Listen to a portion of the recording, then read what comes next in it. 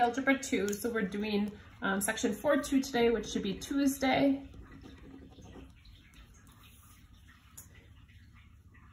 We're going to talk about adding and subtracting matrices today. So adding on to the matrices we talked about last time. So as for the dimensions of this matrix, and remember, dimensions go rows across and columns up and down. That kind of helps to think about it that way. So rows are across and columns are up and down. So this is 1, 2 across by 1, 2, 3 down. So 2 by 3, and so this would have 6 entries. So being comfortable with the idea of the size of a matrix, so remember dimension is just the size. So in order to add and subtract matrices, the reason why the size is so important is because matrices must be the same size.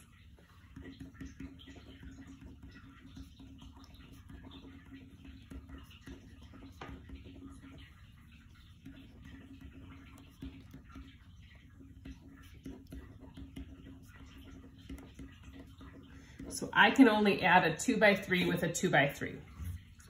I can't add a 2 by 3 with a 3 by 2. That's important to make sure that we notice. So we're going to do to add and subtract. We're going to add and subtract elements in the same position. So I'll write that down and explain what I mean.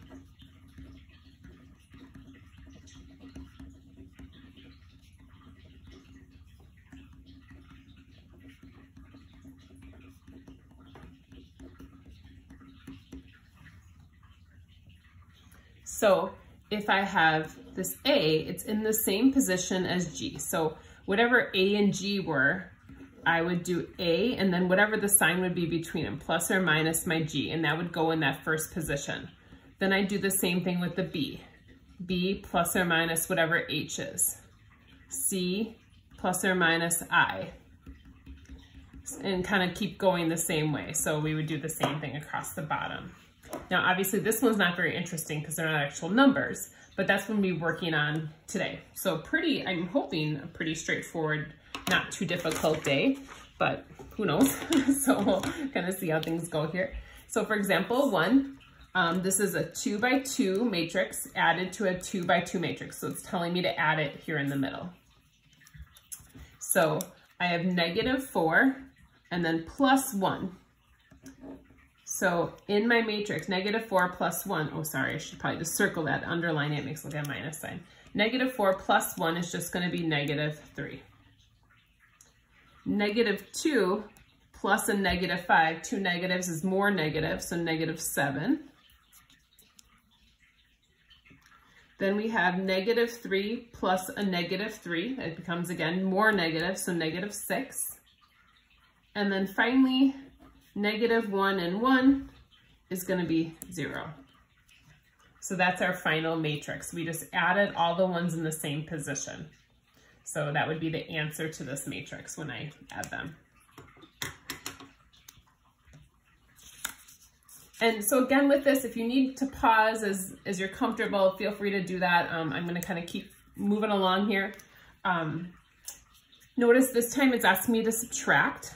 So we have a negative value there, or it's going to make all these negatives. So it's going to be -5 minus 4, which would be -9. So think about that. I'm -5 minus 4. Then I have a -2 minus 2 is a -4. -1 minus 6 is a -7. 5 minus a -2. Careful with that one. 5 minus a -2 becomes 5 plus 2. So that's a +7. -4 minus 5 is a -9. And -5 minus a -1, another weird one, becomes -5 plus 1, so that would be a -4. So this would be my final matrix now this time I'm subtracting them. So noticing that sign is so important.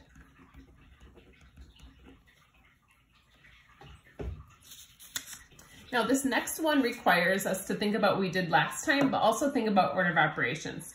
So if you see there's brackets with our matrices, but there's also these parentheses around it. Now I don't want to do distributive property because I can actually do what's inside the parentheses first.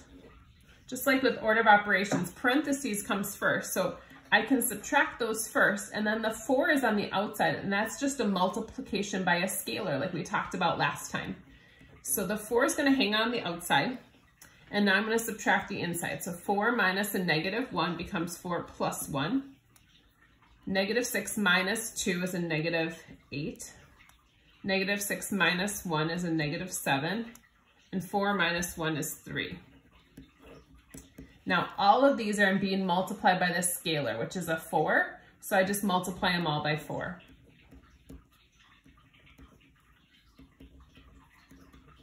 And there's my final answer matrix.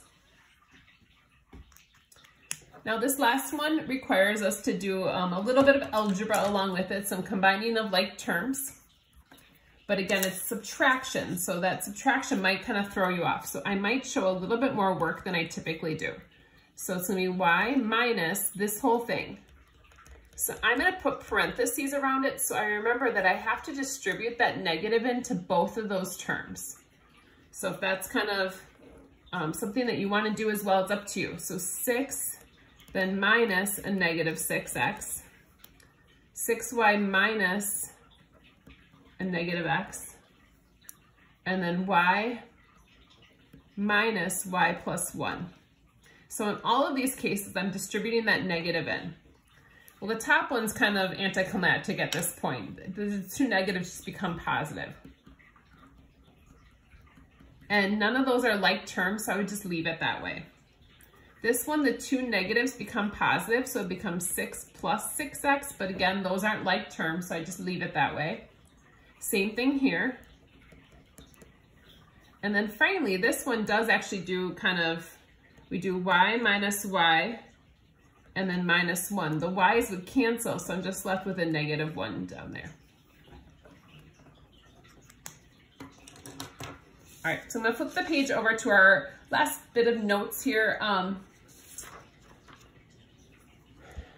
And again, pause as needed. Shoot me an email if you guys have questions. Hopefully this actually ended up being an okay chapter virtually. So this one wants me to solve for x and y. And if you look, there's some information here that we're not even gonna need. I'll show you that. So if I look at 0 plus 3 is 3. Great. That doesn't really tell me anything about x or y. So that's not even necessary to deal with or care about, I guess.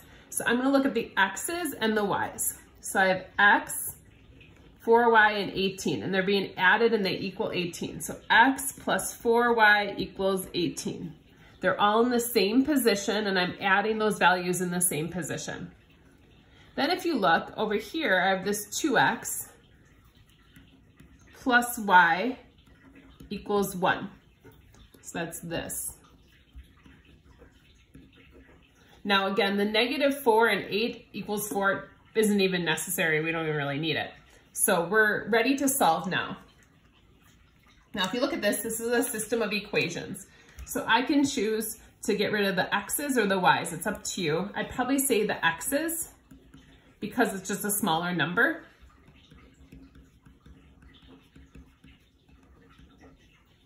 And the bottom one will just stay the same. And so we can add them. And I'm ready to solve. So I find out y is 5. Once I know y is 5, then I can substitute that back in to find x.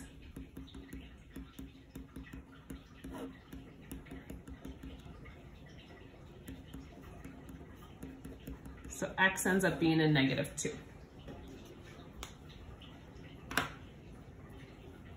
All right, and then finally, kind of going back to like the graphing we did yesterday, that we can put coordinate points in a matrix. So the way we do that is we put them as the x is the top row and the y is the bottom row. So if it's Q, it's negative 1, negative 4. R is 3, negative 5.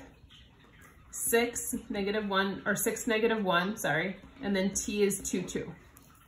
What they want you to do, so we wrote it as a matrix. Then it says show the matrix to move the quadrilateral 3 units left and up 5. So I'm going to add a matrix onto this that will move every single point the same amount. 3 units left.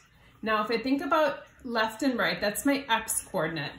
but left is going to be negative, right is going to be positive. So if I want to move left 3, I'm going to move all of these left 3. So I need a 3 for every one of them. And then the y is up or down, but up is positive, down is negative. Up 5, so I'm going to go plus 5 in all these cases. And it's just kind of a way to show we're shifting all the points. So then, well, I could have drawn the first one. Sorry, I probably should have done that. -1, -4.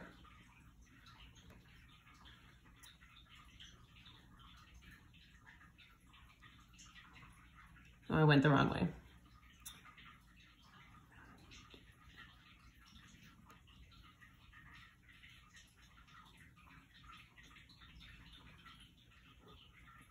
So here's my original quadrilateral four-sided figure. And then I'm shifting it using this matrix. And so my new matrix, which I'll just grab a different color for, I'm adding these, so that's -4. This will be 0, 3, -1. It's just kind of a way to stay organized.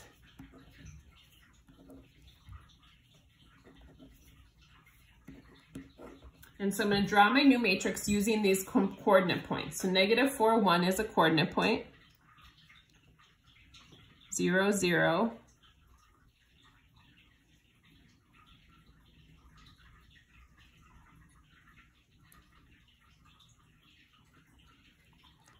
So if you look then, the green one shifted to the red and it went 3 units left and 5 up. So that's our new shape. So the graph paper you see here, you'll have a question like this to do. So I want you to use matrices just to show your work, just something, a different way to kind of see how matrices can be used. So your homework is listed here. Oh, I meant to put the answer key for the last assignment up. Let me grab it real quick before I turn this off.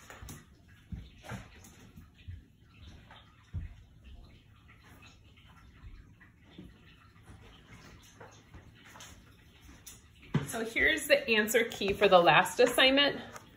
So if you had questions on that at all, I wanted to be able to let you check. And then if you have questions, you can always shoot me an email and we can Google Meet. I don't know how much of a response I got with people wanting to meet about the homework. I'm hoping it's just been a good section and you guys know what you're doing. But if not, you guys can send me an email. We can set up a Google Meet, or you can even ask a question via email. So this is last question or last test homework. Pause if you need to. I'm going to turn off the video now, but shoot me an email if you have questions. I hope all is going well, and we'll take care and talk to you soon. Bye-bye.